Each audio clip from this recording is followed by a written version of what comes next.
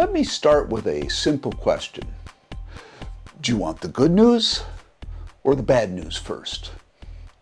I've been asked and have asked that question many times. Usually the two pieces of news are related. For example, dinner is done. However, I burnt it. Good news, bad news. By the way, that is a real life example repeated multiple times and is usually me asking the question.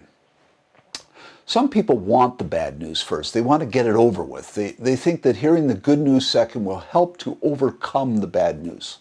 Others want the good news first. They would like to start off happy and they think that that feeling will blunt the impact of the bad news. Either way, whatever this news is about, it means that something wasn't completely bad or completely good, kind of a wash. The challenge becomes when the news is overwhelmingly bad. Now, I point to the bad rather than the good because, let's face it, nothing can be overwhelmingly good, except maybe Mississippi mud pie, which after about 10 bites becomes overwhelmingly overwhelming. And unfortunately, the next morning's trip to the scale will probably bring bad news. I'm a news junkie, and so I have been asked more than once if there is any news these days other than about COVID-19. And I'm afraid there is, which unfortunately is not a good thing. Right now, the bad news is overwhelmingly bad. If we go back to my opening question, good news or bad news first, I'm not sure there is much good news that could offset the onslaught of bad news. I suppose we could spend our days watching cat videos or even better, videos of squirrels running through obstacle courses. But that seems a little desperate and maybe just a little about avoiding reality. Besides, if we start to base our well-being on the quantity of good and bad news we receive, we would end up much like what the Apostle James writes, people who worry their prayers like wind-whipped waves. I like the context of this quote from James because just preceding it, he talks about dealing with challenges and the test of our faith.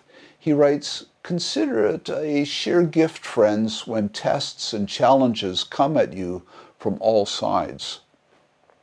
I'm not sure I've ever felt that the trials I have faced have been a gift. But on the other hand, who am I and how I handle stuff certainly comes from the fires I've walked through. So what I'm getting at here is we can't rely on good news offsetting bad news in order to find some kind of balance or peace. Sometimes the bad news is just plain awful, overwhelming, discouraging, and too big to handle. Trying to find enough good news to offset it will not satisfy. The offset is going to come from something far deeper, something far more profound, something that I would argue only God can provide in our lives.